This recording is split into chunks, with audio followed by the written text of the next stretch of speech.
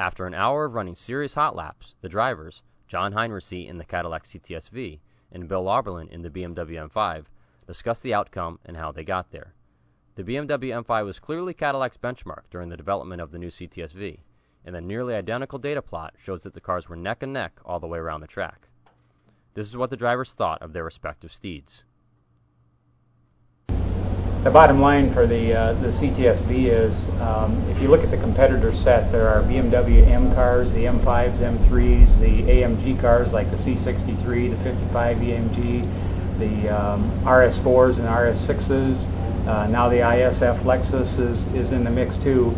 And we knew that in order for the Cadillac CTS-V to be in the mix, it was going to have to compete with all those cars. So that was our goal, is to make the car good enough so that it could compete with them on the street, on the track, anywhere in the world. So that was really the goal, and that's what we set out to do, and we feel like we're getting there. It's showing to be very competitive. We've been at a number of different tracks, like Nürburgring, at VIR, then here at Monticello. This is a great new track at Monticello. I think the members are going to love it. And the Cadillac CTS-V is doing great here at this track too. So we feel like the fact that the car has been good every place we take it now, we feel like we've really done a great job developing it. It's got a great motor. It's very durable. So we're very pleased with where we are right now. Your data plots are right on top of each other most of the time. So what does that say to you to see the plots right on top of each other? I should say it's fairly obvious what we targeted as a car to compete against. We knew where we had to be power to weight ratio. The car's a bit heavier than the BMW M5, so we knew we had to have more power.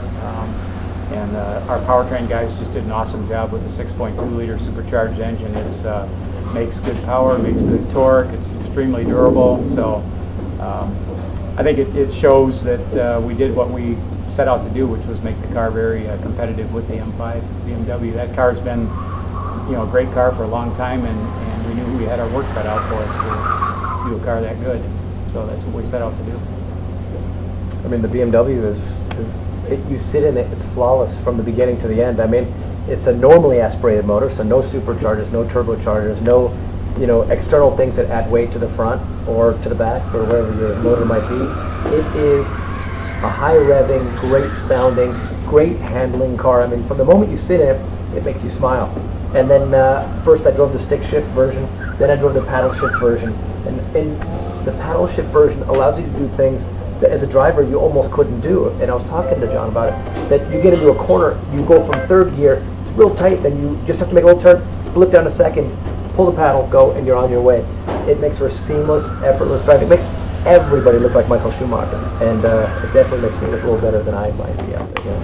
The other thing that's really good about it is the MR shocks on the car that adjust themselves to the whatever the terrain is work really good, like coming over the top of hills, like that turn through the S's.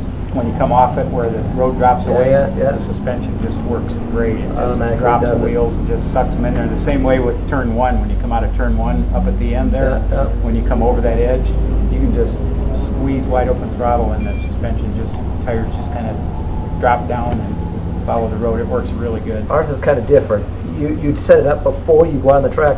You grab the big knob right on the right side by the stick. I drive, you look at the screen, you go, today, not comfort, I'm going for sport. I look at you, I need everything I got, and I start turning for... Push the M button. The M button, the P500, everything, and then you basically set it up. I mean, so much so that when the G-force builds up in the car, the lat supports inflate. And then as you go to the other side, it deflates and the other one inflates. So it's an amazing amount of control you have in a sense.